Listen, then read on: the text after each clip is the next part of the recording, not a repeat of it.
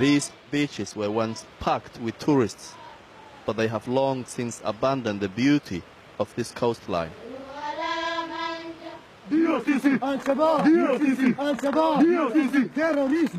Al-Shabaab has killed hundreds of people along this coast.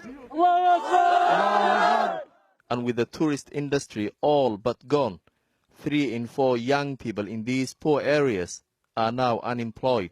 Hope is thin on the ground. When you think of drugs, you don't normally think of Kenya, but this is the new normal. This coast, now the stalking ground of the drug cartels from Afghanistan and Pakistan. For centuries, this port city has been a popular destination for international traders, but it's now attracting a new kind of trade, drugs. Traffickers are exploiting the weak maritime border controls, turning Kenya into a major transit point for drugs to Europe and America. With police bribery rife for the drug barons, this is the ideal hub. Kenya is one of the most corrupt countries in the world. But the drugs are not only passing through, they are also being left behind, creating misery for a whole generation.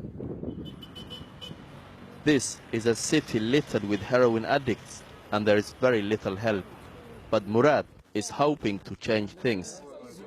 In this neighborhood, nearly everyone uses drugs. This is Zakari. He's also known as the doctor.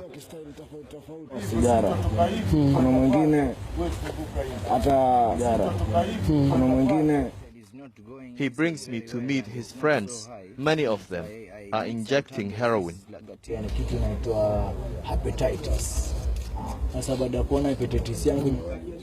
There are more than 60,000 users on the streets of Mombasa.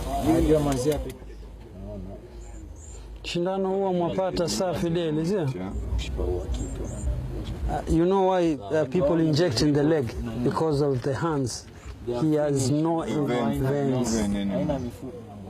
Open drug use is a common sight.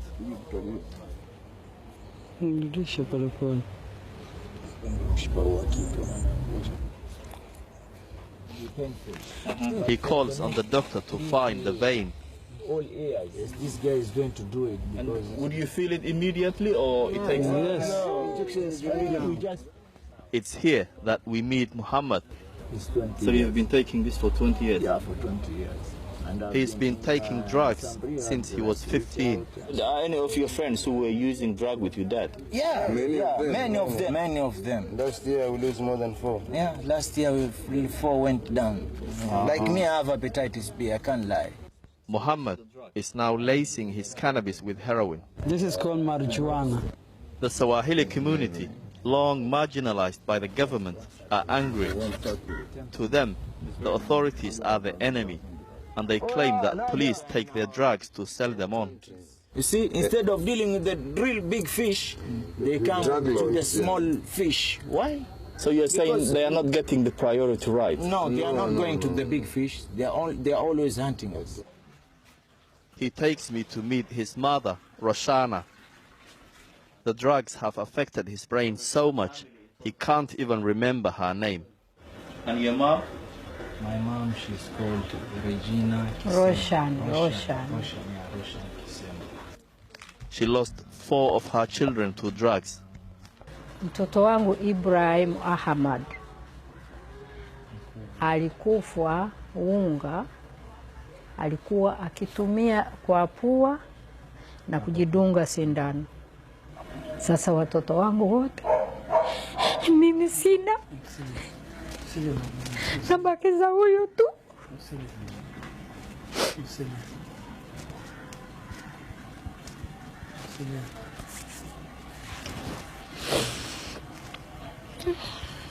Huyu anavuta unga huyo kweli kweli. Nataka kuacha mama. Angalia, wajua nataka kauli yako ya mwisho. Later, Murad tries to encourage Muhammad to go to rehab. He's saying maybe in the afternoon.